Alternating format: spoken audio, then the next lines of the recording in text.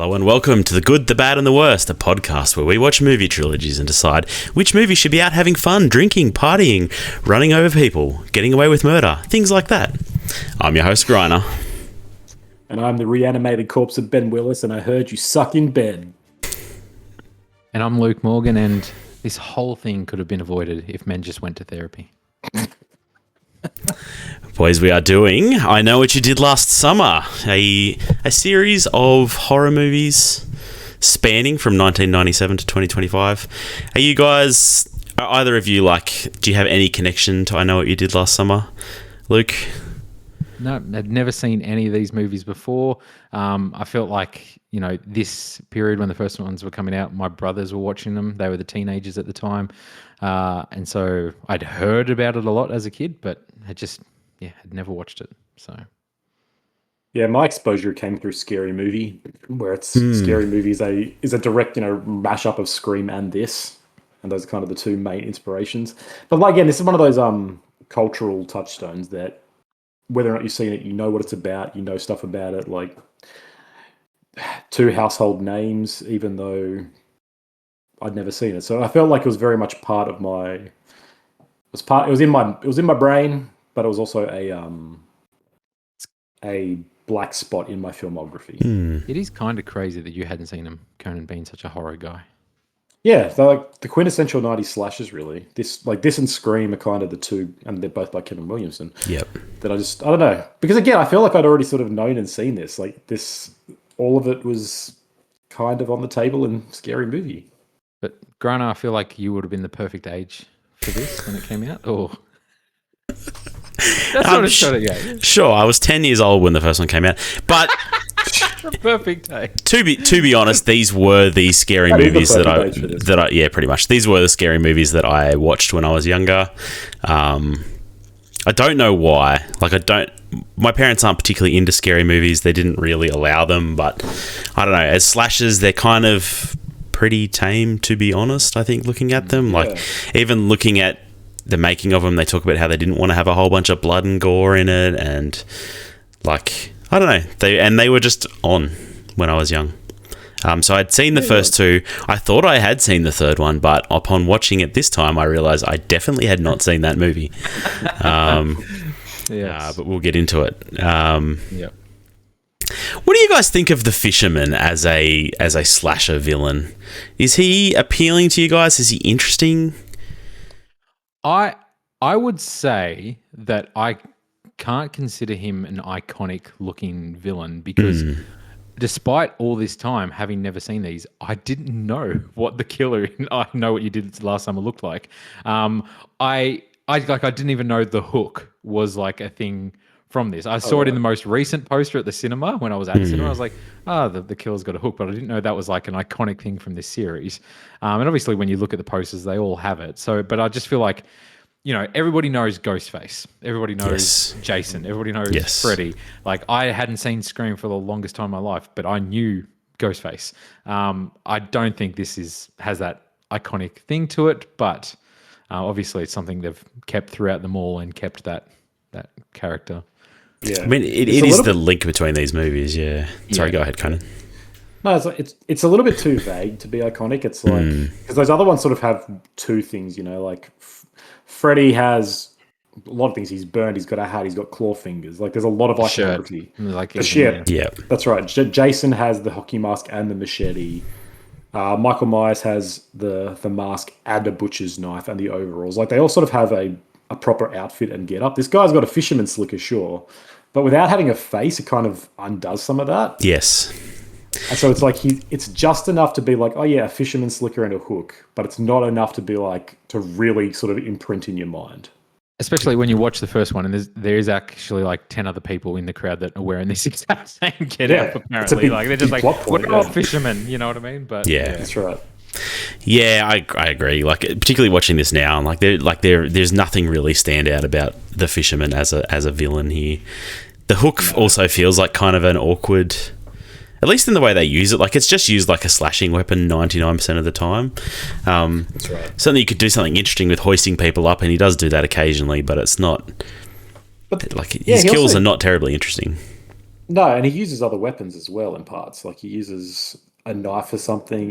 In the newest one, he uses a gun, like a harpoon gun. Like it's never like it's a sacred weapon he must use. It's he'll it's a tool, and yeah, he'll use it sometimes. But yeah, it's never sacred or anything. Yeah. All right, should we kick it off with some stats? I Know What You Did Last Summer came out in 1997, had a budget of $17 million, made $125 million at the global box office.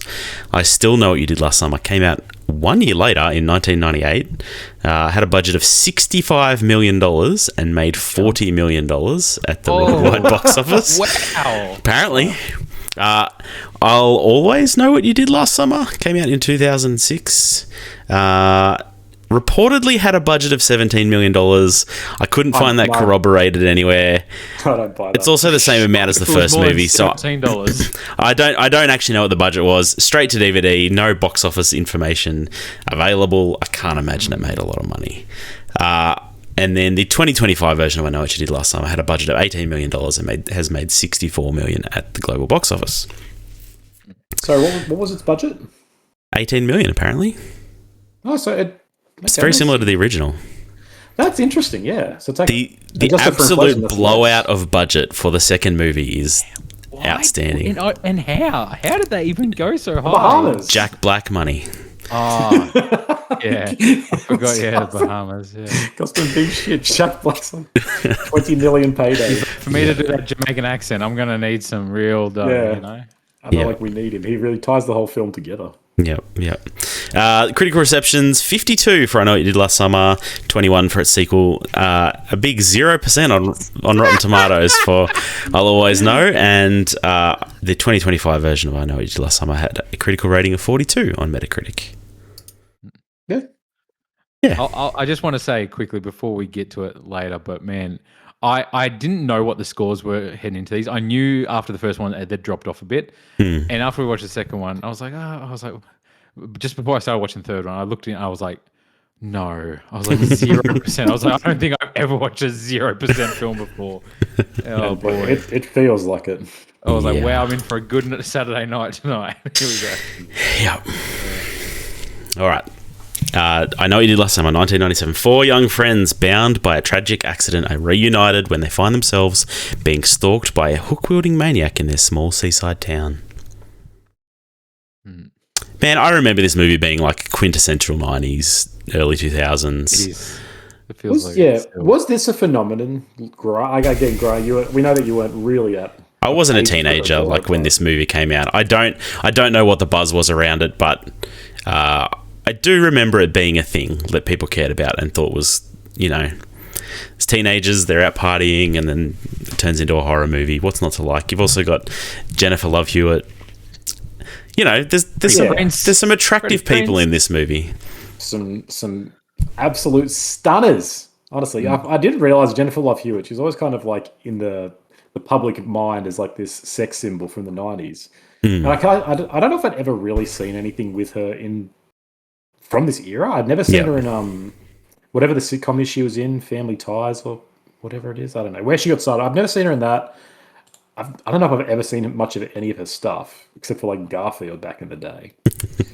And so seeing her in this, I was like, I think Garfield was my exposure to. Yeah, so. I think that was the first real thing.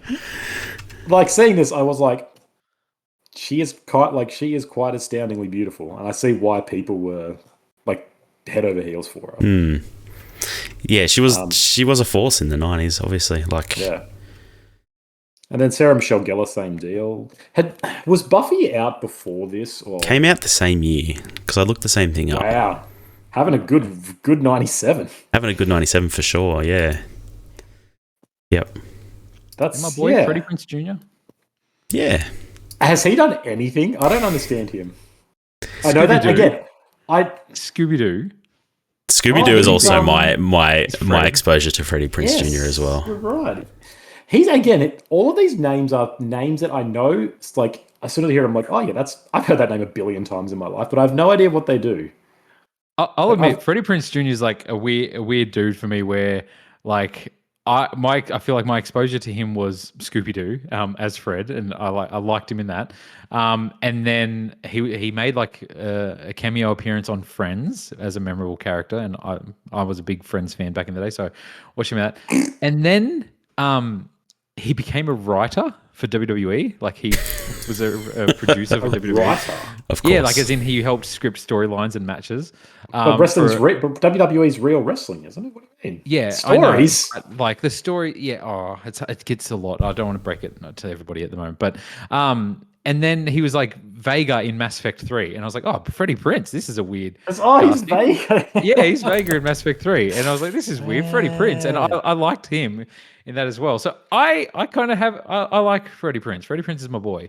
I won't say he's an amazing actor or anything, but No. he's especially not in the first one. But he's my boy. He's my boy. I like Freddie Prinze. Yeah, he kind of was. Him and Ryan Philippe were both like the '90s heartthrobs to some degree. Like not the biggest stars in the world, but starred in a lot of those teenage, kind of movies. He's still married to Sarah Michelle Gellar, apparently. Like years and years later, they're going strong, which is a nice. Not something you hear often in Hollywood.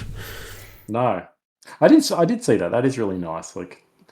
You kind of see that, these like the C-grade celebrities, the ones that really sort of are peripheral to the industry or are involved in a really slight way, tend to be a little bit more well-adjusted and have actual lasting relationships. So maybe it's the best. And she was Daphne in Scooby-Doo as well. So yes, that's right. Yeah, they were both. Yeah, Scooby-Doo, man. What? Scooby-Doo was a formative movie. No, Yeah, it was. No, it was. and Matthew Lillard was Shaggy. So the slasher. The slasher to Scooby-Doo pipeline is strong, is pretty strong there. Yeah, I guess that is really like the millennials version. James Gunn obviously just liked the slashers of the 90s. And he's like, I did want he do these people. James Gunn did Scooby-Doo? What the is going on? Exactly. We need to go back and watch the Scooby-Doo movies for the podcast. All right, yeah. Scooby-Doo pod when? Yep. There you go. He wrote it. There is two. There you go. He wrote it, yeah. So, yeah. Knew he was involved, but yeah. Big things happening. Oh yeah, no, it was directed by Raja Gosnell, you fool. Of course. Oh, my bad. I remember I had to write a review of a movie for an English project, and I did Scooby-Doo when I was in year 7. So, or year 8, I guess it was. Well, now we need to do the podcast. And I should dig that up. Actually, there's no way it still exists. It was only written down on paper. It's long since decomposed, but it's out there somewhere. 90 out of 100. So, Conan. Yo. Oh, actually, Griner, I'll go to you first because you had watched this before. So, watching this again, was this the first time you'd watched this in how long, and did it stand up for you, or what do you think? Yeah, it would have been like 20 years probably since I'd seen it. Yeah, look, it's fine. It's not. I don't know. I personally don't find, unless the slashers are interesting in a way other than the horror, I don't find slashers terribly exciting as a genre. Like I don't mind. I quite like Scream because it has kind of almost a comedy element to it. There's that meta element to it. Yeah, this feels like a very straightforward slasher with a villain that's not all that interesting.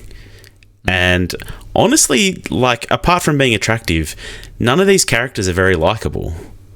But isn't that what kind of isn't that sort of what defines a slasher? Slashers. Like you want to see the people get slashed. Yeah, I guess so. Now, Griner, you wouldn't know this because you didn't watch the fourth one / the requel. But I think there's there's something a little bit more likable about them here than that. And there's an interesting difference there where in this one, I don't think the movie tries to get you to like them. Whereas in the newer one, the movie tries really hard to be like, look how likable they are. And they're not likable, but it's trying to convince you that they are. Yeah. And I think that's a big misstep. Like in these movies, if you spend too long trying to be like, please like these people, it avoids the main reason why you're there. And you're just there to see people get killed one by one. And it's usually because they do something bad. Like, they have sex before marriage, which as we all know is an unforgivable sin and warrants death. Or in this, it's hit a guy with a car. Like, so I don't think it should waste its time trying too much. I think this does a decent job just being like, it does the whole thing where it's like they're really attractive, so you naturally think they're good people, right? It's true. It's true. Yeah, I guess that's true. But I mean, like, it's a fine movie. I don't I don't have strong feelings towards it, and even the nostalgia I feel towards it is minimal. Like I don't look back on these movies super fondly, even though I remember watching them several times when I was younger. Yeah, I'm curious what you guys thought of this coming in 2025 for the first time. I don't know if it was like the Scream fan in me, like watching Scream and everything over the recent years and everything. Like I felt like I kept throughout the movie being like, who is the killer? Like who's it going? What's the reveal going to be? Where I feel like maybe lacks a bit of a thing where it's like, oh, of course it's the person they killed but didn't kill. Yeah. Like he's like, how dare you kill me, but I didn't die. And now I'm going to kill you, sort of thing. It's I don't know if that takes away from it or not. It's interesting, but I think like I definitely had the whole thing through where I was like, oh, it could be this person, or what's the twist going to be? Who is it going to be, sort of thing. And that, like, I don't know. It's kind of Conan, what do you think? It's got more mystery in it than I expected. Like, it's kind of like a weird. You're right. This is like, in my mind, this is kind of what a quintessential slasher movie is: like teenagers getting hunted down by a vengeful force. But I didn't expect there to be as much kind of mystery about it. They're like, who is it and what? You know, they go around to another place and they're interrogating his sister, questioning the sister, and they're like trying to sort of solve this mystery of who it could be. And then the reveal is kind of a lot more convoluted than I realized it would be as well. Because I thought it was just going to be the guy they hit didn't die and he's coming back for them, and they'd be reckoning with that. Instead, it's like it wasn't actually him; it was someone else who sort of knew him and was—I don't even remember, but it was. You know, someone's there to kill themselves, and then they hit someone. No, is it not the guy they hit? I thought it was the guy they hit. No, it's not, because they hit him, but he was there to kill himself, and it's Ben Willis. No, I'm pretty sure it is different. Ben Willis they hit, but he killed the guy who was there committing suicide. I agree. Like, there is like a there's a whodunit element to this movie, yet it totally flops it, and it's not an interesting resolution at all either. That's the like a whodunit is interesting because it's somebody who you know and who's been part of the plot all the way through. Usually, exactly. That's right, there's none of that here. Yeah, it kind of it doesn't have enough of that to make it really interesting. It's the guy they put in the water at the end, at the start, that wakes up and. Oh no, it is. You're right, but he's not. Yeah, but he's not the guy they thought because he's not the guy that was in the stories that had died. That's right. Yeah, that's right. Yeah, you're right. Yeah. Yes. Yeah. See, it's confusing, kind of silly, and I agree. It's like the twist comes off, and it's like it's actually him. It's like who? Yeah. Why? Yeah. Why should I care about this person? Yeah. That's right. So it does keep it a little bit more interesting than just like if this didn't have any of that, I don't know if it would be better or worse. I guess they'd have to commit more to making it scary, because this movie isn't scary. No. And that's kind of part of the 90s-ness of it, I guess, is like the the postmodern, like this is riffing on a lot of the 70s slasher energy, and this is loosely based off a book from the 70s. And like 70s was the heyday and the birth of that genre. So this is riffing on that energy. But it's got that 90s postmodern sort of cynicism of like, we're not actually trying to scare you. It's more kind of, Gen X, we're too cool to be scared, or we don't care about getting scared anymore. It's more about the partying and the mystery, and it's kind of interested in other things. And so it's like a movie dressed up as a slasher, but it doesn't really do anything that it needs to be a compelling slasher movie. But that being said, all the other stuff does kind of work. Like, this movie looks really good. It's really well lit. There's a lot of actually like shot on location. It looks really nice. And I mean, you compare this to like, this feels like you sort of run-of-the-mill mid-range horror film. And what we get now of those are shitty Netflix horror films that look like a steaming pile of rendered turd. And like, this has effort put into it. It's someone has really carefully there's a scene on the beach where it's just the fire lighting them and everything else is blue behind it. And this looks good. Everything's clear and it's really cinematic. Like, this looks way better than the third one that comes out 10 years later. That has the same budget, apparently. That has the same budget with not the same cast. Like, cast. Who knows what sort of money laundering was going on for the budget for that movie, but great question. This looks way better than what that one does, And so it speaks to like the artistic stuff behind it. That's right. So I had a good time with this, even though I'm like, none of it works. Some of it does, but it's definitely not a great movie. But I kind of enjoy it. There's a simple pleasure to that 90s Absolutely. 90s filmmaking. Yeah. Yeah. Yep. Also, like, good premise for a movie too. Like, you know, the whole "I know what you did last summer" and using that as the title and changing the title throughout the movies. I don't know. I like a good title of a movie. I know what you did last summer. I still know what you did last summer. I'll always know what you did last summer. You know, but yeah, it's good. It also opens up to great porn parodies. I know who you did last summer. Oh, I still know who you did last summer. they weren't required Like, watching Conan, but it's good that you've taken that bullet for us. There's a long, deep a very deep, hard library of these things. I'm pretty sure halfway through the third one, I was like, am I watching a porn parody? Like, I don't know. This is porn quality acting in this third It looks one. like it's for shot. sure. Yeah, it looks like it's shot Like, on those. I was like, I don't know if this is the wrong one, but I watched the third one on YouTube. Like, it was like a As did I, with Indonesian subtitles. Yes. And so, the third one, man. Nah, I was paying for that. I was like, oh man, and it was, yeah. I don't feel like anything got lost in the transfer. probably added to it. To be honest, you're like, what? Yeah. What is this weird film that I've come across? Yeah, it made it look more authentic. Yeah.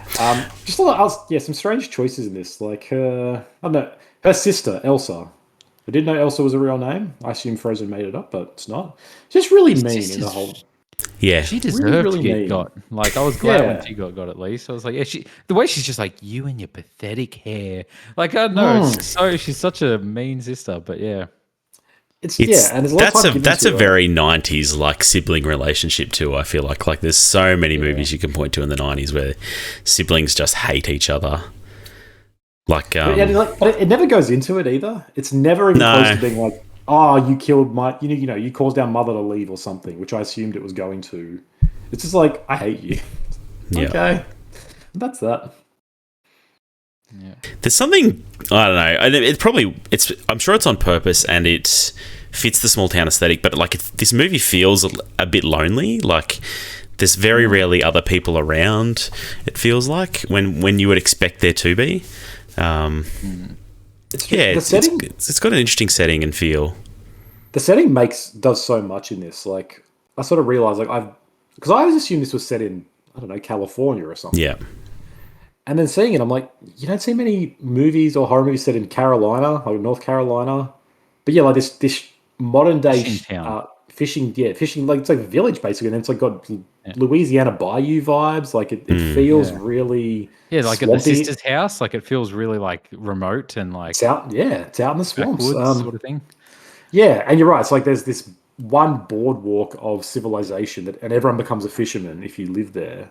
Yeah. Or you're in the sticks. It's a really cool. Like it just made it feel so much more interesting than it would be if it was just like this is Colorado or something. Yeah. One of the other movies It feels different because of it. But yes. And obviously we don't celebrate this in Australia. But like, what do you guys think of the whole like July 4th aspect? Because obviously that's a thing that goes throughout all the movies. Do you feel like July 4th is an identity in these movies? Because I feel like it's, I don't know. It doesn't feel like it's, oh, the town is going off because of like July 4th, which I feel like Americans do. Like they have the public holiday, all that sort of stuff. It feels like it is a big thing. But in these movies, I don't feel like July 4th is really ever treated like a big deal. Yeah, I don't think I even realised it was a July 4th thing in the first movie, not till like the second movie when they kind of make a bit of a deal about, oh, it's the weekend so we can go away to the Bahamas or whatever.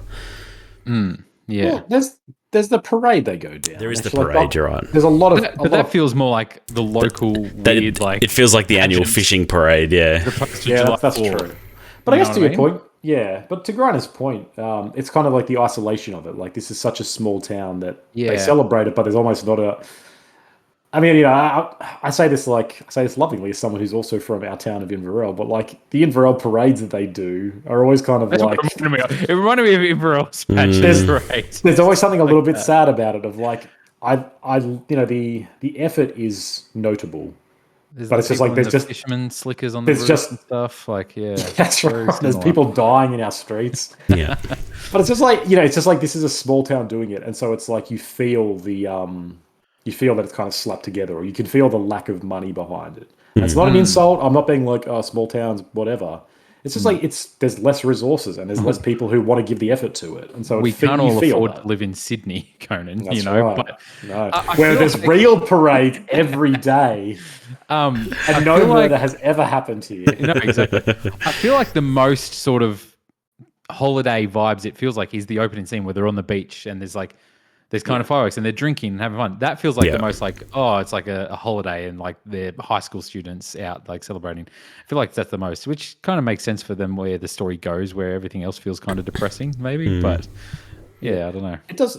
I don't understand American towns though. This happens a lot in this movie. They're like, he comes from this place down wherever. It's 40 minutes away, and they sort of, and some people live there, but then some people don't, and they're like, let's drive an hour to this beach where we can watch the fireworks. And in the remake, they talk about that as well. They're like, we go for like this really long drive to see the fireworks. I'm like, it happens in, American cities. I don't know if they just spread out or something. And in Australia, we don't have that because it's like you have one town and then you have nothing for about an hour, and then you have a village of 10 people. But there's like even when they go visit the sister, they're like, we're just going to go for a drive and visit her, and it's like from the coast to the swamps. I'm like, is there just civilization that whole stretch? I don't know. Not to spoil the fourth one yet, because we're going to spoil it for Griner later, but like there's a plot of a person like, oh, I don't want to go back to that town, but I live 40 minutes away in a different town. Yeah, Like- that's right. I'm like that I doesn't make promise I'll sense. go back, but I live 40 minutes away. Like it's like you basically live there. Cool. Yeah, I've often considered Yeah. this with America, but like if you consider Australia and America are similar size, but America has like an order of magnitude more population and has, it's got 50 states that all have capitals that are probably as big as most of our big cities. Yep. It kind of makes sense that a 40-minute drive might take you to another reasonably civilized place, whereas in Australia you may find a small village with a handful of people, but that's about it. I guess that's right. It does. You're right. Like logistically and size-wise, it makes sense. It's just always strange in my mind because they're like, I live in a whole different town. It's 20 minutes away. Like, that's not a different town. But in America, it seems to be. They're You're like, part of Yeah. the same shire, like it's. I don't- yeah. I don't know. I don't. And they play with that with a bit in this that always catches me off guard. I'm like, how does your civilization work in America? People who live 20 minutes away, but they're like, tribalistic about their town. They're Yeah. like, Yes. "Oh, like- Springfield. And there's always those movies that play up that thing where it's like you're 5 minutes literally across the river, and they're like, that city is a Oh, hellhole. you live Never on go the there. the town. Oh, we It's don't just like like- you. Yeah, it's like this strange. Tribalism's a good word. Yeah. Yeah. All right, we ready to move on to the second one? I just want to mention two things. Johnny Galecki, Big Galecki. Bang fame. I think Yeah. it would have Didn't been more interesting had he been around longer in the movie. Because, like, obviously, I feel like he's the obvious person. Where is it him? I feel like that question should have been asked more instead of him being the first person offed.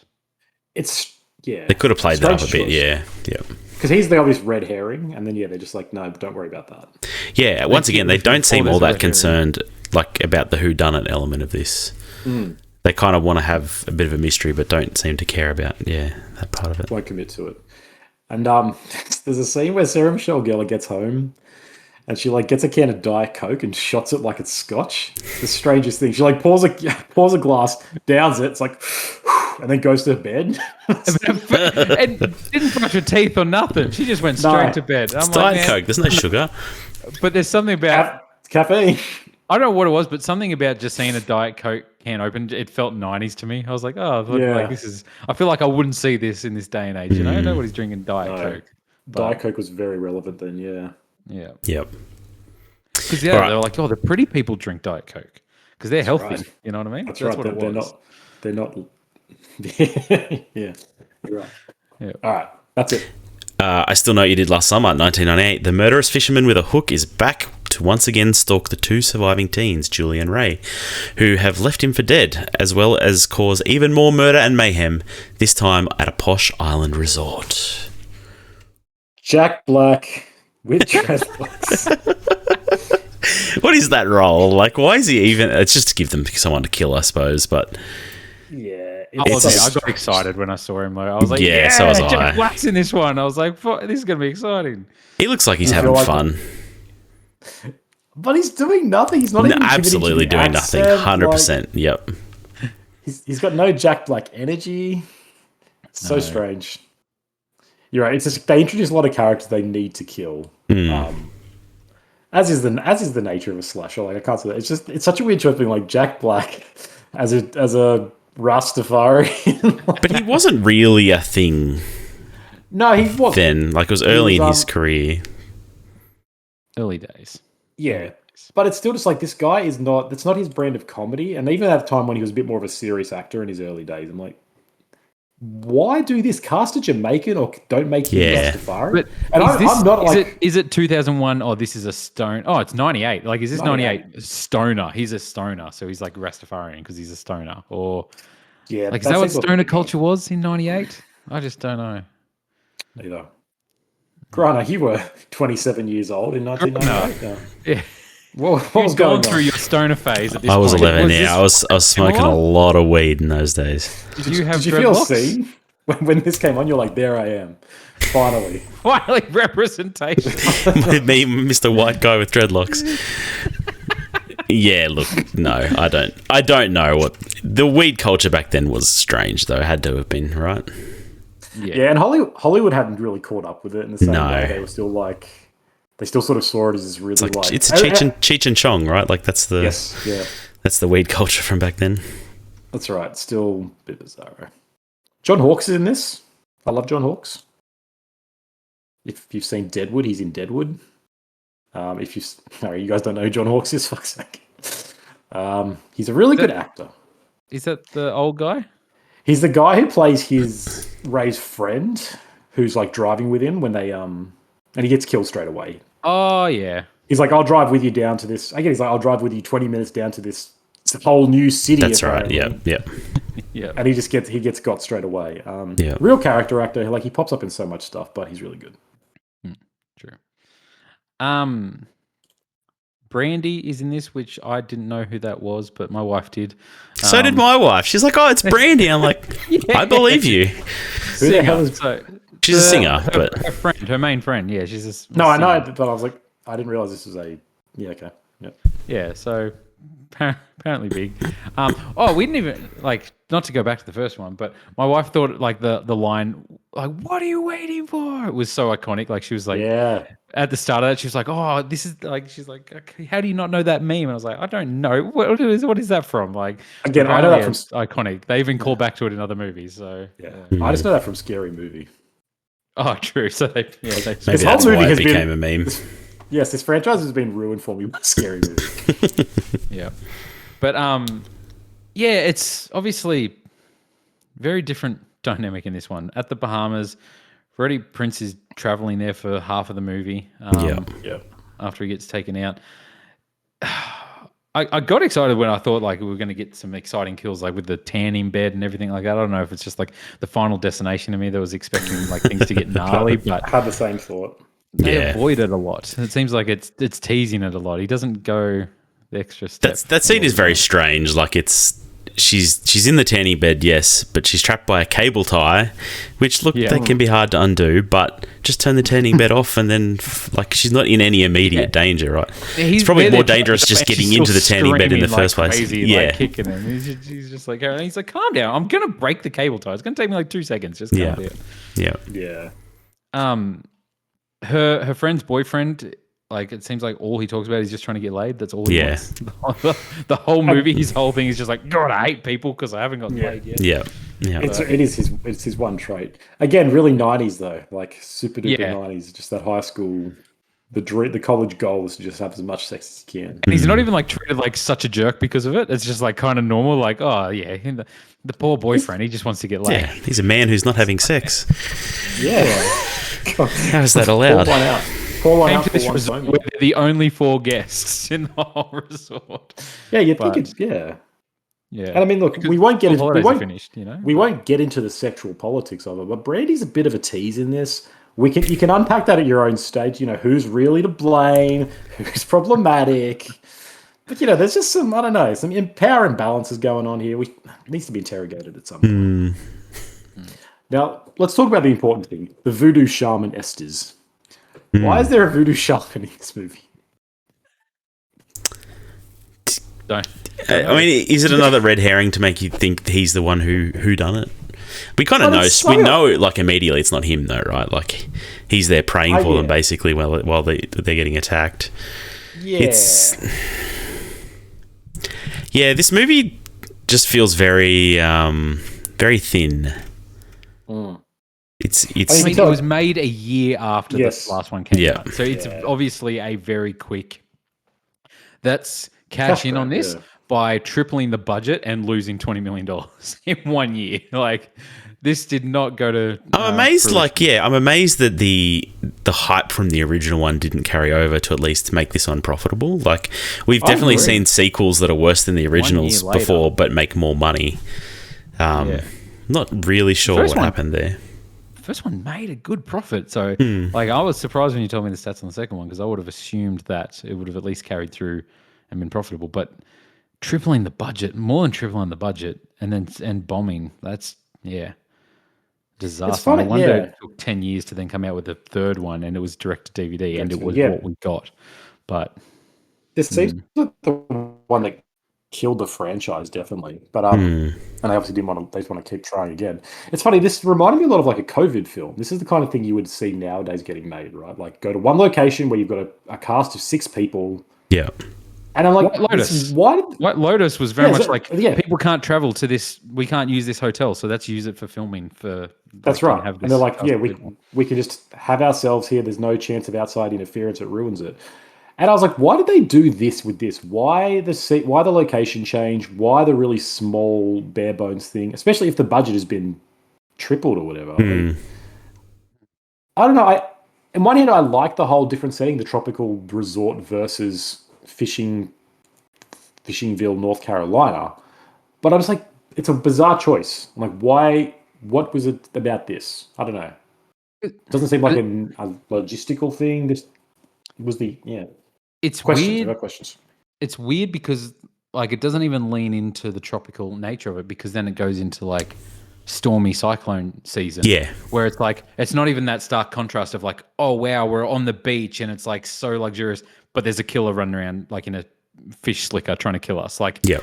he doesn't look out of place, you know, like it's like stormy and overcast and there's this dude in like a trench coat sort of thing. It doesn't have that stark contrast that could be a little fun if they were actually at the Bahamas and there's families on vacation everywhere, like kids running past, and there's this guy walking around like killing people. Yeah, it's come from the first one that had a pretty good sense of place, right? Like that had an atmosphere and that added to it. This becomes very generic, right? Like it's the Bahamas, but then you set it during a cyclone, so there's nobody around and you're just running down corridors and could be anywhere. And they obviously set the cyclone up to just as a plot point of why nobody can come save them or anything like that. It's very much just like, it's a cyclone, so it's hard for you to get out or escape, and it's hard for people to get here. And that seems like the only reason there is a cyclone there. And to probably explain why there's no one else there. It just blows me away where the budget went. Like, was Jack Black in that much of a demand? I have to wonder if like the price to get particularly Jennifer Love Hewitt back, but Freddie Prinze Jr. as well maybe is high. 1 year later, I just don't see it. Like the first one was kind of seemed like a hit. Film a few months after the first one. Like I don't know. But that always happens. Like with the success of one movie, they're like, let's do a sequel now. The person could say, well, I am the whole reason this did well. Yeah. Pay me 10 times what I did if you want that. And like, it's kind of they have to do that. Because as soon as you change the cast, as we see, no one turns out for that shit. I don't think that was the only problem. But I do appreciate that, like, what's his name? The guy who's trying to get in Jennifer Love Hewitt's pants, Will Benson. Like he's kind of the whodunit character that I kind of wanted, right? Like he is related to the killer, and he's a character you get to know throughout the movie. Like it adds a little bit of a twist. It still ends up being pretty boring because it's still his dad or whoever. but I feel like it's more memorable than the first one. Like I remember that final showdown more because of the reveal and everything like that. Yep. And it would make a second viewing more interesting, I think. But I don't know. Did that catch you guys off guard? Because as soon as he comes on the screen and he like runs after, I was like, it's him. I was like, he's the killer. Yes. And there was never a moment where I was even like, could it be anyone else? I was like, it's definitely him. And was like, this needs more. This needs like one or two more characters to make you wonder. Or it needs a few other people to. Well, I don't know even what you do. I don't know if you just have a larger friendship group or you just introduce random things. But I was like, you need at least one more to really throw some doubt. well, that's what got me because I was like convinced it was Jack Black for like the longest time. I was just like, he's straight up trying to hit him up, like, and give him weed, like he's trying to drug him up, but it just that didn't play out. The devil's lettuce, yeah. I think 100% it just should have been a bigger friendship group that went to this island. Like, like if you had, then you get more kills. Like they go there with 4 people. You know what I mean? And one of them's the killer. And like, so one person dies. They're constant, they introduce a lot of characters that just exist to kill off. But you're right, like make that her sorority girls or whatever, and that's more interesting, probably, right? Because that's the problem. They're like, this is the maid at the motel, and she this doesn't listen. This is the bartender who you only see for 2 moments, and then you see her again right at the end, right before she dies. Like that's it. Yeah, exactly. It's like, there's like we introduce them, give them literally one scene, kill them. The weird like hotel owner who's a bit suspicious, and then he died off screen. Yeah. It's again, all of this feels like a COVID movie. I don't know. It's like so bizarre to me. Like, this is COVID straight up. Predicted COVID. Yeah, I guess so. But like this movie is much worse than this movie is much worse than the first one. But the different setting is still kind of fun. I was still able to sit down and enjoy it.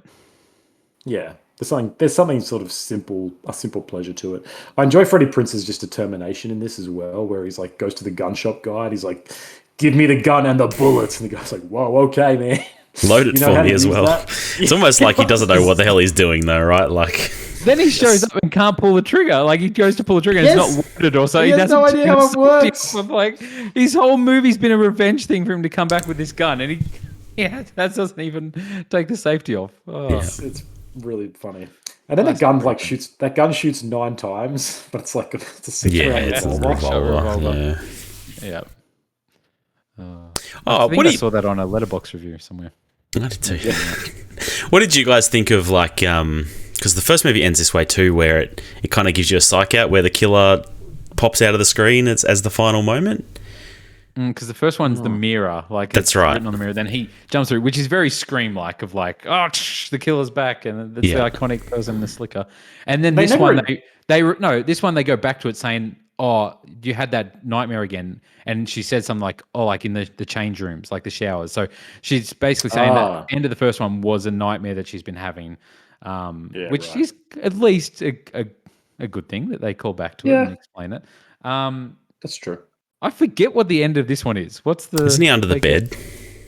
Yeah, that's right. She gets dragged under the bed. Yeah. And they never addressed that as the reason for the divorce in the remake, which they should have. They get divorced? They get divorced? We'll get to it. Dropping bombshells, man. Yeah. They should have really... We're going to have to get through the mountain of the third one first before we get on. There's a lot to talk about. Yeah. Yes, there is. All right, let's do it. I'll Always Know What You Did Last Summer came out in 2006. A group of teenagers in Colorado find themselves being stalked and killed one by one by a mysterious figure with a hook, exactly 1 year after they cover up a friend's accidental death. Another great porno name. I'll Always Do Who You Did Last Summer. That's good. You guys should write these down. We should be making these. Well, this was already one. So this is just bad from the start. Like when they're at the showground, which I'm glad it turns out, it's a prank that they're playing. But I was like, this is the cheesiest shit ever with this guy chasing them, like and they're just running away. I'm like, at least that's explained away the bad acting. Yeah. But then like this guy on the skateboard, the way he just like floats off screen and like, it's such a weird accidental and then impales himself on a tractor exhaust. It's just briefly mentioned as they're running up to the crime and they're like, "Oh, somebody moved the mattresses." Yeah. And it's like, that was never was set up. Like, it's just like, wait a minute, what do you mean move the mattresses? There's the guy on the skateboard. It reminds me of Michael Scott faking his death off the top of the building, and they're like putting jumping castles and stuff down below to catch him. Yeah. It's like this wasn't just like this plan would likely end up with him dying anyway. even if it all went And how what's they the wanted it point? to. It's just to be like, someone Well, tried to also kill dressing up as a killer in America around people with guns, it's just got to Yeah. be a terrible idea, right? Yeah. Yeah, I don't know what Colorado's carry concealed laws are, but I agree. Not wise, not smart. Yeah. But yeah, it's just none of it makes sense. Like it's never explained. It's just what do you gain from this? Like, are they filming? Is this going on early internet or something? Like, it's just a They're prank, they're bro. just You got pranksters, punked, man. like Ashton Kutcher style. Oh, maybe that's It's- it. Yeah, they got to send this into MTV. Yeah. It's just this like it looks bad. Like it's all got that weird piss filter or whatever you call it, where it's just everything looks like drained out. It's just the acting is so bad. Obviously they go a very different direction for the horror monster, where it actually turns into a monster that bleeds black and is like immortal and can't be killed unless it's the hook that hits him. Well, Conan, what were your thoughts on this from a horror perspective, that they turned him into like a monster? it's like this is the kind of choice that is the butt of a joke. Like this is the running gag that people make of like, a franchise reaches a point where he becomes like the killer becomes a zombie, and that's there's a thing you hear in movies that are parodying this stuff, and they're like, oh no, the seventh one is when he becomes a zombie, and that's how that works. Like, Yeah. who in God's name thought this was a good idea? Who was writing this? I guess it's like, how do you write a third one? It's like you can't keep having Ben Willis appear and be like, I'm back to kill, but like, you just have a copycat to be. Yeah. To instead be like, no, it's the zombie. It's a zombie who does it. Like, this the vengeful spirit who doesn't want his memory made a joke of. Atrocious. Just there's no way to defend this. Like I said, like this movie is just bad. This movie looks like shit. This movie is terribly written. This movie is The dialogue's so bad. And, like, Bad acting. Everyone involved in the production and acting of this movie, like, just is the most like person for hire. Like, you look at their Yes. filmographies and they're just extras Never in a million seen different any of these things. actors and never saw them again. We'll ever see Written a them. bunch of random stuff, and that's about it. That's right. There's a handful of scenes where it shows mountains, and I'm like, okay, cool. This is in Colorado, apparently. I assume Colorado has mountains. They show it a lot. And so I was like, that's the one thing it's got going for it, I guess. It tries to use its location a little bit, but again, it never actually uses it beyond just they have a barn party, which is kind of funny. And then she goes up a mountain one time and her pie gets slashed. Even though it's in the open, and she walks about 2 meters away, and she turns around and someone slashed her tires. I'm like, is he just lying down? Is he hiding behind a small rock? The funniest thing to me is this zombie in like the Fisher Slicker outfit going to the pool and putting in water on the ground that says like I know, like he writes I know for the lifeguard. Like surely people would have seen this guy in the biggest Fisher Slicker outfit, right? In summer, like standing by the pool, just quickly splashing water on the ground, like, like I don't know. It's just the stupidest shit. Like, I don't know. Yeah. There's lots of like it feels vignette-y. Like they're like, all right, let's have a scene here on the the closed down lodge. carousel in the ski lodge or whatever, and then, let's have a scene here where they're in the barn playing music. It's like it doesn't feel like there's a lot of rhyme or reason why they're moving the plot forward. Like it's bad. That's right. And I think that's why the first ones had that whodunit element, right? Like that's what drives it. It's like we have to actually do something to get this plot going. There is no plot to this yet. It's just we're getting killed, and they hint briefly at like, oh, you never ended up going to college. You just hung around town. It's like, yeah. And there's never any more character dynamics. And they're like, in the original two, at least there is this sort of there is a tragedy to it a bit of like Ray stuck around as a fisherman. Yeah. And she went to college. But no matter what, we can't escape our past, even if our lives went good or bad. Yeah. In this, there's just none of that. They're like, no, I just didn't do it. So, hey, cool. This has the thing where they're all like shitty people, and like no one's likable in this movie. But it's not even to the point where I want to see them die. I just feel apathy. I'm just like, I don't care about anything in this movie. The guy, he's the friend that they're like, oh no, he killed himself by like slicing his neck with like a blade saw sort of thing. It's like, that is not the way somebody would do that. I don't know, but it's just like, and so many of the scenes where like the killer's in front of them and confronting them, and it does like such weird camera angles where it's like, that's a choice. flashing it, and the chick's like, and then like running and falling. Like it's so weird. Everything's done so weird. This is such a 0% film, and I didn't know that existed. Like The angles, so bad. the angles, like there's so many Dutch angles that are bizarre, but the editing in this is enough to give you an aneurysm. Like that frantic, and this is like part of it. I remember in Blair Witch 2 we talked about. It has it as well. It's like this is really around the turn of the 2000s of like this frantic sort of blooming and sudden like shaking, cutting away. Yep. And it's meant to feel frantic and energetic, and it's like it's a music video style. It's what they use for music videos at the time. And so I see where it came from, but it's just awful. It's just not good for movies. They felt tried like to a make it a fever thing for a dream. while. Like it felt like a weird fever. But not in a good way, right? Not like, oh, you're trying to make me feel like a dream. It's like you're having a night there. It felt like just some random movie I would watch when I had a fever in 2007, watching on a portable DVD player, like on the little screen in bed. Like it was like just that color, just everything. Where it was just like I don't know what's going on. Some weird horror movie. I'm falling asleep and going. It just my memory of it, and I watched the whole thing. I'm just like, oh, it's such a weird film. Like the cop, the uncle that's a cop, and then the other cop that I could not understand like the character relationships going on here. Yeah, like someone's uncle and he's his cousin, and it was like it feels very inbred for some reason. Like I can't care about how these people know each other and why they care about each other. You've got the girl who's like in the band. She's like, yeah, but there's going to be an agent there. I've got to stay in town where everybody's dying and I'm being hunted. And it's like, that's such a B plot. Like it's so bad.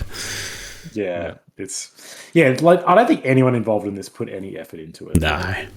This was meant to be originally a direct sequel. It was meant to have Jennifer Love Hewitt and Freddie Prinze come back, but I didn't go deep into why, but just that didn't work out. And so it seems like, there was a classic development issue where this existed and this kept going through development hell. People kept leaving. And like the director, Sylvan White, he ended up coming in as a last minute replacement. And so they shot in a couple of weeks. I think at a certain point, it's like it was like a sunken cost. They had to get something out and they just, so that's probably why the budget is high, because it just kept going around and around and costing money. Like they made 2 or 3 films, sort of thing. Just like, exactly. It just 1,000 people worked on it and just never couldn't even end up with 1% of a decent film. Yeah, like just, no. Wow. Yep. I don't know. I have nothing to say about this movie. Like the fact that he can only be killed with the hook, like, and he's bleeding black. It's just, I don't know. It's real dumb. Weird choice. We get the final scene in this one as well, where he comes back, but she's in the middle of nowhere this time, and he just appears out of nowhere. That's right. That's right. She's like traveling through Utah or whatever. I don't know, or like the desert, Nevada desert. I don't know. And gets a flat tire. Yeah. Yeah. Yep. Yeah. I know. 2000s we liked zombies and inbred people in the 2000s. Hills Have Eyes, and I guess it's just part of that. Obviously, it was made by someone else. I don't want to shit on anyone in particular, but I just want to read some of the other fantastic movies that Michael Weiss has written. The Butterfly Effect 2, Hostel Part 3, The Scorpion King 4, Quest for Power, Jarhead 3, The Siege, Eraser Reborn. Like, this guy is just... Apparently, and he wrote one of them. They made it an action franchise. Wow. He's obviously good at sequels, so yeah. He's getting work. What can I say?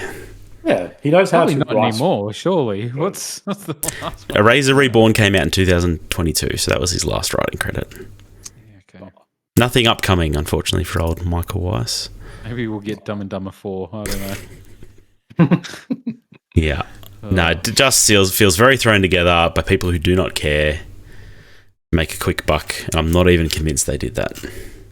No, I think everyone lost money.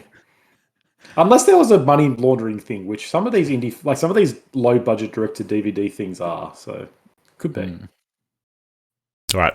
I know what you did last summer, 2025. A group of friends are terrorized by a stalker who knows about a gruesome incident from their past. Spoil it for me, boys. I didn't get to watch it. So the original plan, obviously, we weren't going to include Zon. It was just the original trilogy. After watching the third one, I was like, I need more, though. So I had added last minute that we could watch the most recent reboot. Grana wasn't able to in time, so he knows nothing about what's happened. Conan and I enjoyed the movie, though.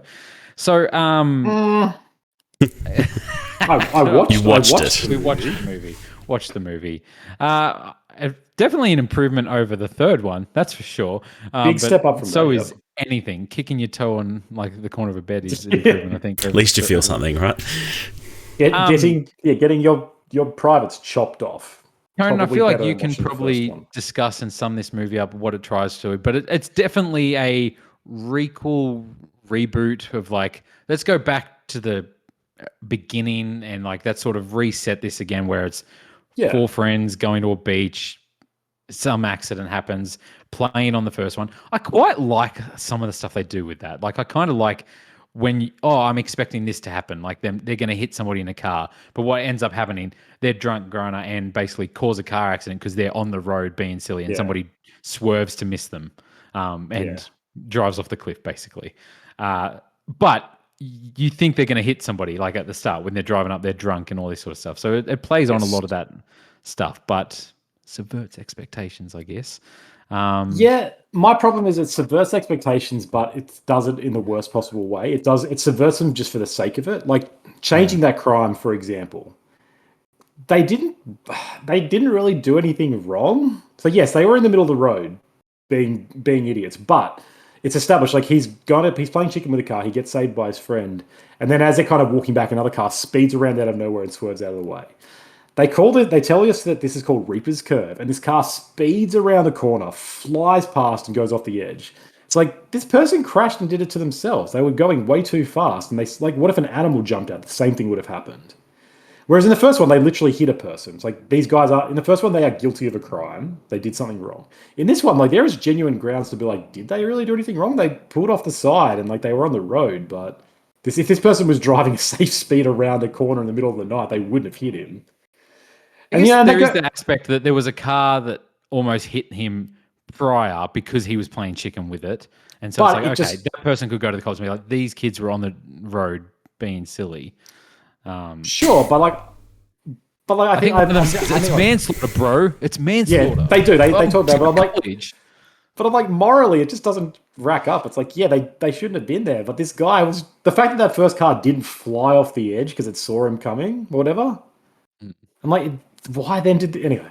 So by changing that crime, by subverting that, I think it actually does a huge disservice because then I'm like, why are they being avenged? And the way they conclude that is really fucking dumb. Like the killer in the end, who the reveal is, and her reason is just shit. We'll get to that soon. We'll leave that. We'll leave Grana teasing. We'll get to that. Yeah, we'll blue balls him. Yeah. But yeah, so I mean. How do we talk about this? Like you're right. This is a requel. It's the same movie, but it's got characters from the first one. Young people again, and it's bringing the legacy characters back in minor roles ish sort of thing. Halfway through the movie, I feel like Jennifer Love Hewitt appears again, where they're going out to be like, hey, we're being attacked by the same person. Same thing happened. We went up there July 4th, an accident happened. Yeah, and she's like, oh, it's trying to give them advice, but she doesn't really want to get involved because she's now teaching classes 40 minutes away. On trauma. She's talking on trauma. And she's saying how trauma changes people. Like it can affect people and it changes people. Make a note of that, Grana. Make a note of that. Make a note of that. It's trauma bad. Trauma changes people specifically.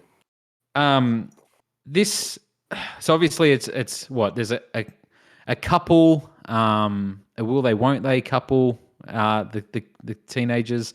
When it goes to a year later, the couple's broken up and she's getting married to a new person. So they're not high school students. Like they're in. They're college, I guess. College, because they're getting married. I don't know. It's very weird. But one of the kids, his dad is a very rich person that he runs the town. So he paid off the police. They made that crime. They made that death disappear from the person that drove off the cliff, basically. Which makes it weird as well that they were like, oh, we can't tell the truth because the dad just covers it up anyway and makes it all disappear.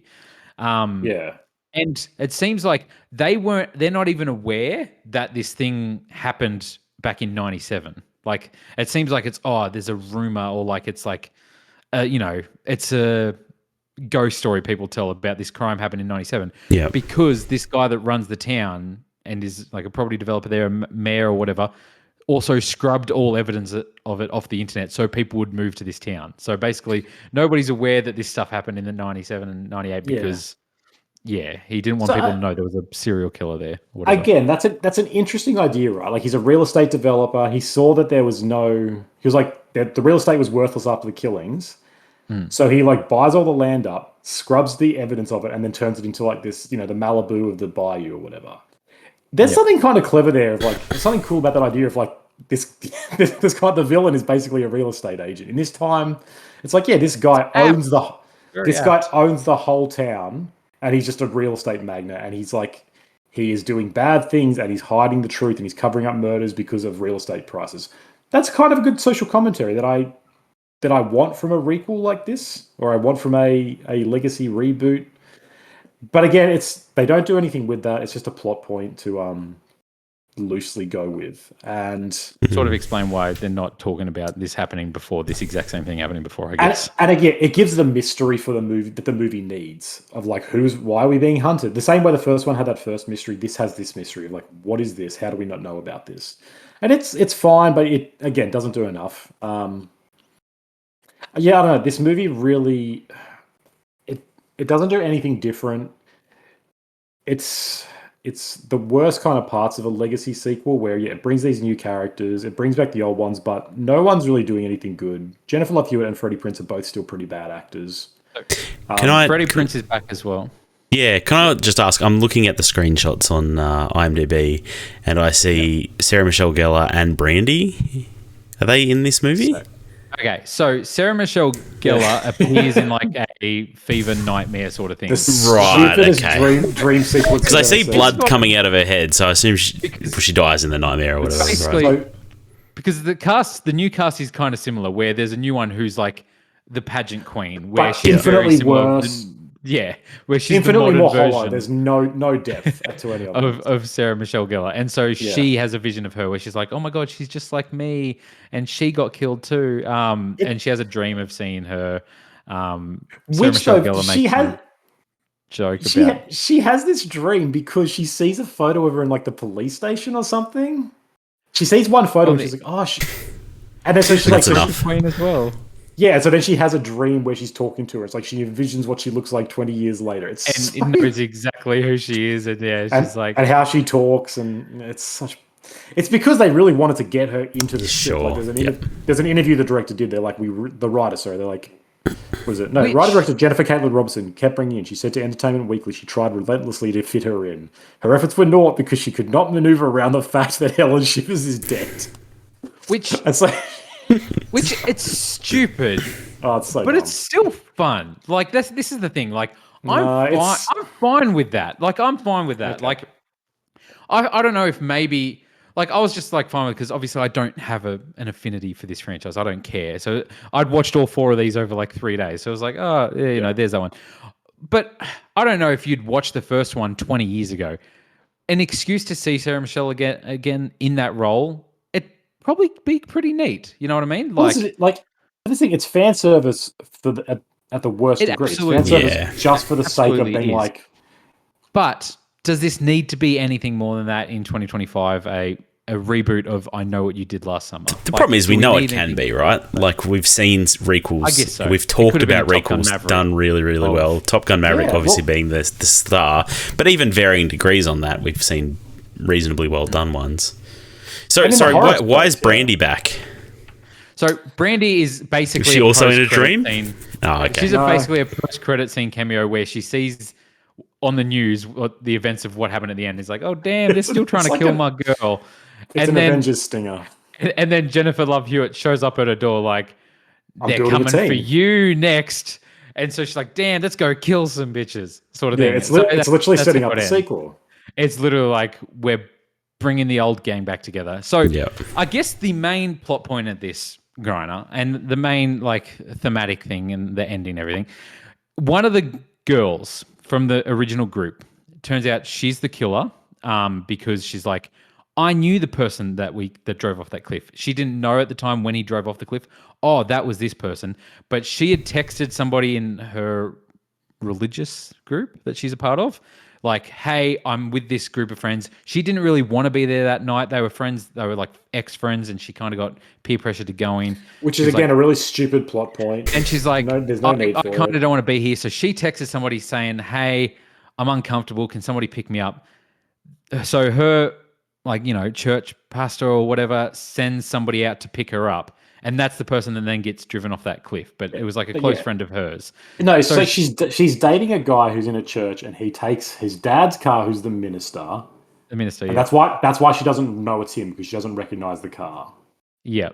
And so then she's getting revenge and killing all her friends and stuff like that.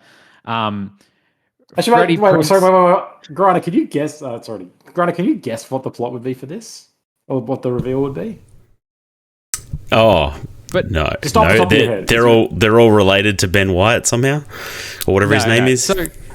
But I don't think we've done a good job enough, like, pre-laying it. But trauma changes people, right? I know that. I heard that. The girl who's experienced this trauma, she's now killing her friends and everything like that. Yeah. So wait, sorry. There's another twist. That's not the twist. Yeah, that's the first twist. Right. Freddie Prinze then shoots her. And, like, he's her boss, so he's her boss and everything like that, as in she works for him and stuff like that. That's how he comes back into it. He's like, oh, this girl's being dragged into this, and we need to stop this stuff from happening. He confronts her on the boat in front of one of the last surviving group of friends, where he's like, and she's like, no, they've got to be held accountable. He shoots her with the gun, and as the girl calls, I've forgotten the actress's name, the main actress from the first one. Jennifer Love Hewitt. She calls her and she's like, oh my God, it was my friend all along. I just can't believe she did it, how she did it alone. And Jennifer Love Hewitt's like, oh my God, wait a minute. And then it turns out Freddie Prinze was also doing the killings with her. What? And so, there was two killers. There were two slickers doing the killings. Nice. And Freddie Prinze has turned into a killer because the town tried to erase what happened to them. And he was like, how dare they erase my trauma? I'm going to bring that trauma back, because it changes people. It's changed him into a killer.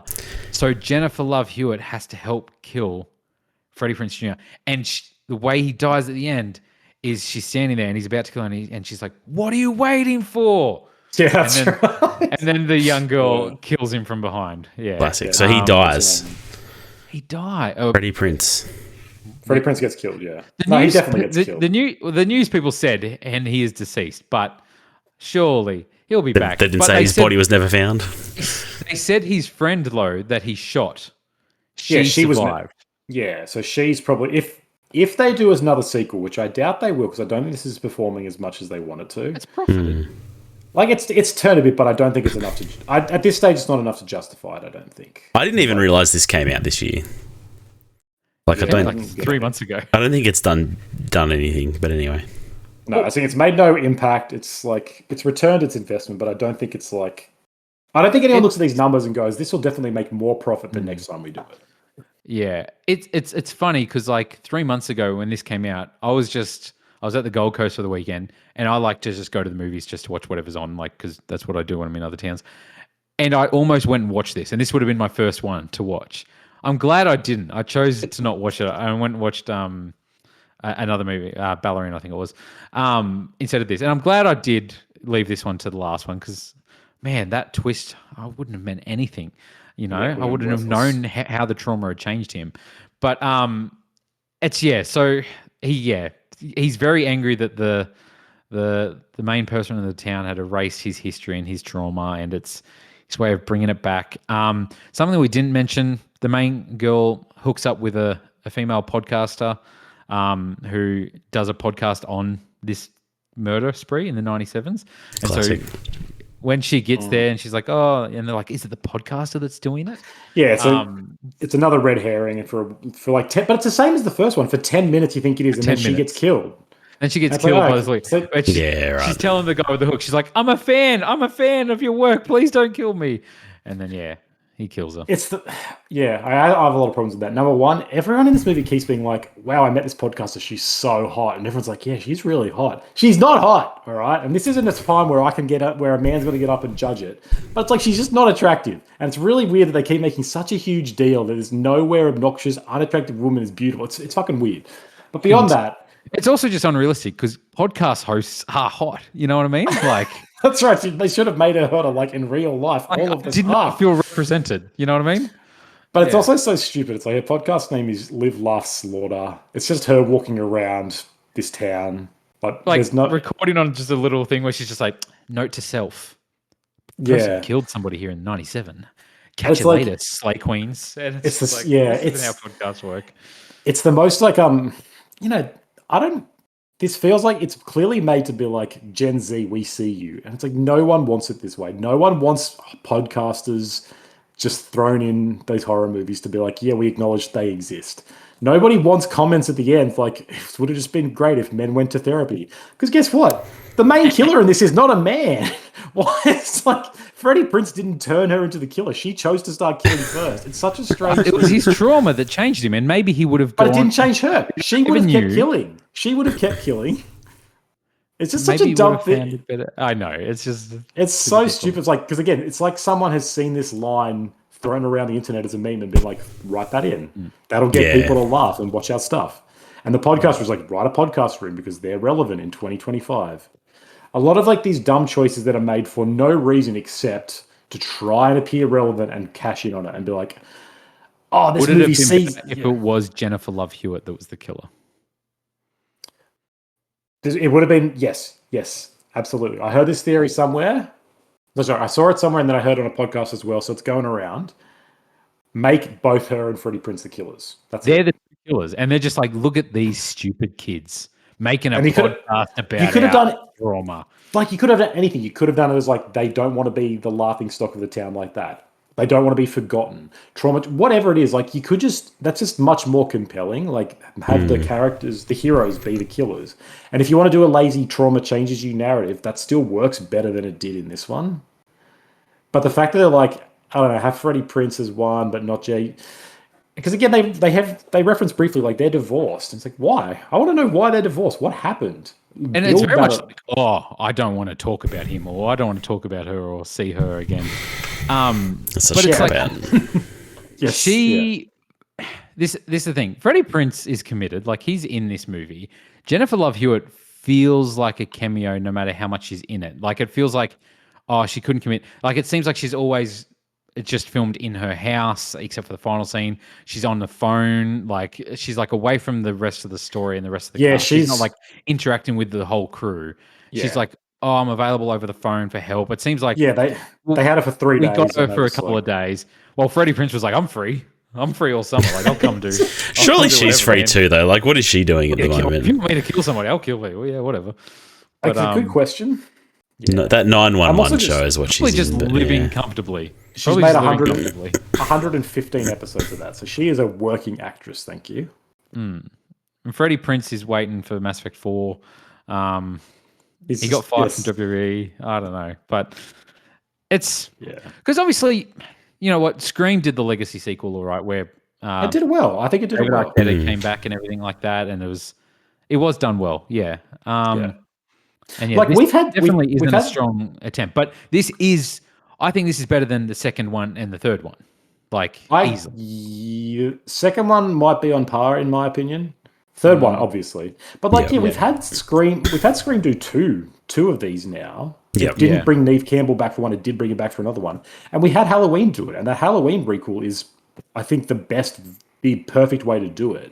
And I won't go through my long theory on why that works so much better, but like I don't want to say it's not hard because it's very hard to write and make a good film. But like there is fertile ground. There is a long history of fertile, well-made horror requels. This one is just like, this is the cynical one of that. It's where, again, I don't think anybody really cared who made this. I think there was like, I can't even remember who produces these movies, like Mandalay Entertainment, if they're still doing it. I feel like they were like, hey, we've still got this IP. Do you guys want to do it? And someone was like, yeah, I'll give it a crack. Jennifer Love Hewitt, what do you do? She's like, I'll turn up for a payday. Freddie Prinze Jr. is like, please God, give me something. I've been waiting for this day. I'll even bring my wife. She can have a cameo as well. Yeah, she'll make a cameo, half price. Give her a cameo. Yeah. It's Conan. How do you feel about the kills in this? They look gory from the screenshots, but they are more gory than any others. Like there's a harpoon gun kill, which is kind of cool, but very while the wife's having a bath and listening to relaxing music, and then it's intercut with him getting dragged by a harpoon in the lounge room. Yeah. Then they put his body on display in a pretty nasty way. Same as the podcaster, like she's hung in the street sort of thing in front of everybody. That's right. Yeah, they do some just like she's a troubled individual. Like let's sweep this under the rug as well. Like she was dealt with the dark and sinister world. Yeah, she was. Yeah, like the kills I'm trying to think. Nothing really stands out to me as overly exciting. I guess there's the hook through the neck, which is pretty graphic with the father, the real estate guy. Yeah. And so they are a lot more nasty than in the other ones. A lot more sort of gory and exploitative. But there was nothing that was overly compelling. Like the harpoon gun was probably the most interesting, but even then, it's not. And it's like the first one as well. Yeah, and because it's something different. Like he's using a harpoon gun. But that's right. Yeah, it's like this isn't your mum's fisherman killer. Yeah. He doesn't just use his hook either. Yeah, I don't. Nothing really in this excited me. No, wasn't. The gore kills weren't amazing. Again, pretty weak script, I think. Yeah. Just not great. I'm sorry. I think watching the first three, though, it's worth watching this. Like, it is worth watching as a film. I think I will check it out. My wife is particularly interested in watching it, so I probably will watch it with her once it's available for less than the price of several movie tickets. Yes. Yeah, I don't regret watching it. I'm just like, you win some, you lose some. Yeah. And so basically at the end, Brandy's watching it on the news and she's like, damn, they're still trying to kill my girl. Brandy, Jennifer Love Hewitt shows up with a photo that she's been sent where Brandy's got a red circle around her, like she's next. And so I forgot that Brandy survived. Brandy. Did she survive? Yeah. Apparently so. Yeah. Too many people survive in these movies. Yeah, that's true. The thing. Not really a final girl when there's a final boy and a final other person too. The cast has survived except one person. Except poor Jack Black. And Freddie Prinze now. And Freddie Prinze made it through two of them. Yeah, he did well. But that trauma. Stop making trauma a plot point in horror films. I'm so hot right now. I don't know. It's insulting. It's insulting to the intelligence to just be like, oh, that's where horror comes from trauma. It's like, fuck, we can read between lines. Teach kids subtext. Teach people how to critically engage with things. So it makes me so mad when everything is just like, why someone killing? It's like, well, trauma can do bad things. Yes, okay. That explains it all. Cool. All right. Well, should we rank them? For me, it's 1, 2, 3. You guys have probably got a harder task. I hadn't seen it. Well, what about Luke's compelling retelling of the entire synopsis, though? Look, it sounds like for me, it would probably be 1, 2, 4, 3. You could safely put it over 3. Oh yeah, I mean that's easy. I don't know about 2 and 4. Comparing them would be a bit difficult. Mine's 1, 4, 2, 3. I'd go 1, 2, 4, 3. Jack Black really did that.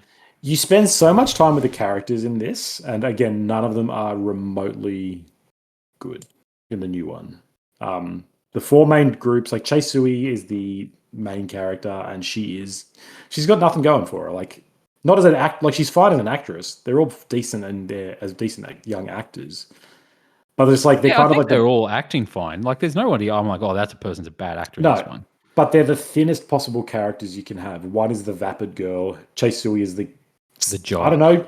Rich jock. Yeah, there's like a rich jock. There's like her sort of boyfriend is literally nothing in this. He's got nothing. It's weird. 1, 2, 4, 3. Yeah. Cool. And please stop making these movies. We don't need more. Yeah.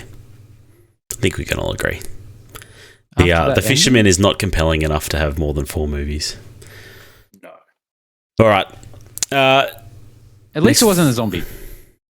It was a person again. You know, I was looking at the screenshots and I saw Sarah Michelle Gellar as a zombie, I think. I'm like, oh, did they do it again? But no, that was just a dream. It was a dream. She's the It was a dream. Yeah, just a dream. It's a dream. That'll be a twist.